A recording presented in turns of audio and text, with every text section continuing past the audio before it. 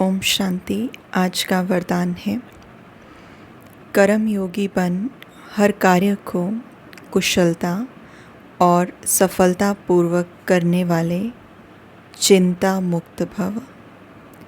कर्म योगी बन हर कार्य को कुशलता और सफलता पूर्वक करने वाले चिंता मुक्त भव। चिंता मुक्त भव, ये वरदान आज हमें मिला। बाबा ने वरदान को एक्सप्लेन किया। कई बच्चों को कमाने की, परिवार को पालने की चिंता रहती है, लेकिन चिंता वाला कभी कमाई में सफल नहीं हो सकता। कई बच्चों को कमाने की या परिवार को पालने की चिंता रहती है, फ्यूचर की, प्रेजेंट में जो घटनाएं घट रही हैं उनकी चिंता हो जाती है। ये चीज़ कैसे होगी, कैसे करेंगे, मैनेज कैसे होगा, फाइनेंशियल चीज़ों में क्या हम करेंगे, कैसे इस चीज़ की कमी को पूरा करेंगे। तो बाबा कहते लेकिन चिंता वाला कभी कमाई नहीं कर सकता। चिंता को छोड़कर कर्म योगी बनकर काम करो। तो जहाँ योग है वहाँ कोई भी कार्य कुशलता और सफलतापूर्वक संपन्न होगा। अगर चिंता से कमाया हुआ पैसा आएगा भी तो चिंता ही पैदा करेगा, और योग युक्त बनकर खुशी खुशी से कमाया हुआ पैसा खुशी दिलाएगा, क्योंकि जैसा बीज होगा वैसा ही फल निकलेगा। तो बेसिकली हमारी स्टेट ऑफ माइंड क्या रहती है, जब हम कोई चीज़ कमा रहे हैं, कोई चीज़ कर रहे हैं या कोई भी कर्म हम परफॉर्म कर रहे हैं, तो उस समय पर हमारी स्टेट ऑफ माइंड क्या है, हमारा सोचने का तरीका क्या है, किस तरह के थॉट्स हमारे अंदर चल रहे हैं। तो चाहे हम कुछ कमा रहे हैं या कोई हम घर का कार्य कर रहे हैं, उस समय अगर मेरे विचारों के अंदर थोड़ा सा भी नेगेटिव है या थोड़ी सी भी चिंता है या कोई भी भाव है, तो बाबा कहते फिर सफलता नहीं मिल सकती। सफलता इन द सेंस कि हमारे उस कर्म का जो रिज़ल्ट होगा उसमें संतुष्टता नहीं होगी, उसमें भी चिंता होगी, उसमें भी डर होगा, भय होगा।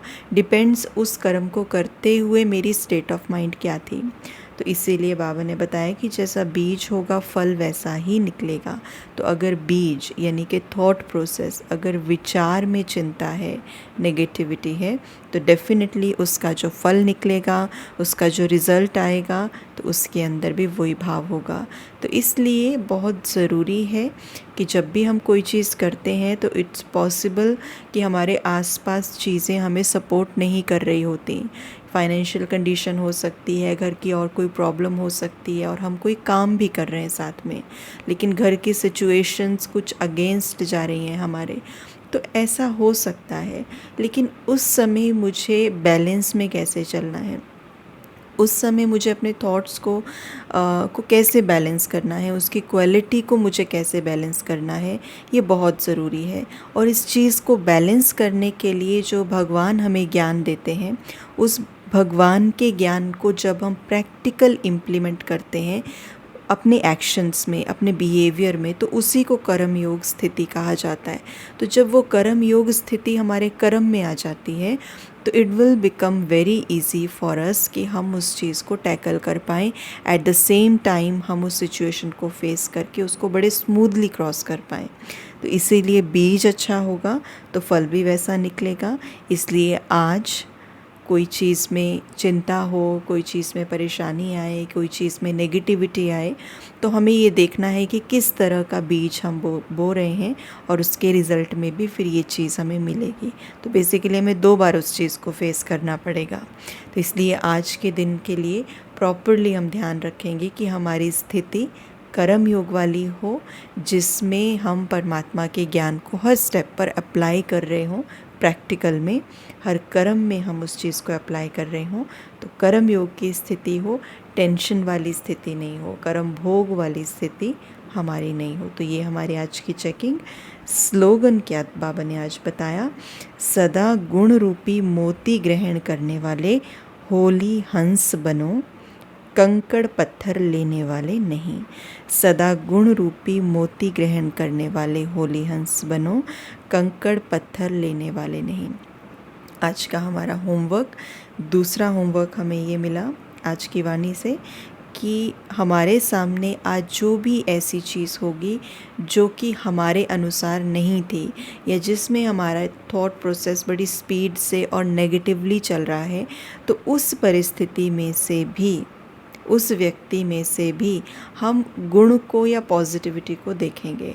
ये हमारा पुरुषार्थ है, क्योंकि हमें बहुत जन्मों की ये आदत पड़ी है कि जब भी कुछ ऐसा हो जाता है जो हमने सोचा नहीं था और जो हमारे लिए फॉर द मोमेंट सही नहीं लगता हमें, ये तो बहुत गलत हो गया, तो उस समय पर हम वहाँ से नेगेटिविटी को कंज्यूम करते हैं, हम वहाँ से उनके अवगुणों को देखते हैं, चिंतन करते हैं।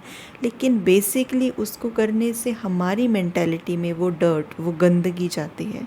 इसलिए बड़े ध्यान से आज हमारे साथ जो कुछ भी होगा, जिन चीज़ों को भी हम देख रहे होंगे, ऑब्ज़र्व कर रहे होंगे, जो हमारे अनुसार नहीं होंगी, उनमें से भी हम थोड़ा सा पॉज लेंगे, थोड़ा सा चीज़ों को डिटैच होके देखेंगे एंड विल ट्राई कि वहाँ से हम मोती ग्रहण करें, अवगुण नहीं गुण, द पॉजिटिविटी, वो हम वहाँ से लें। क्योंकि जैसे ही मैंने वो पॉजिटिविटी वहाँ से उठाई तो मेरा मन, मेरी बुद्धि क्लीन होने लगेगा और एक संस्कार बनने लगेगा नया। और अगर हम ऐसा नहीं करेंगे तो फिर हमारा दूसरा नेगेटिव संस्कार बनेगा, हमारा मन बुद्धि डर्ट से भर जाएगा, गंदगी से भर जाएगा। तो ये दो मुख्य बातें आज की वाणी से। ओम शांति।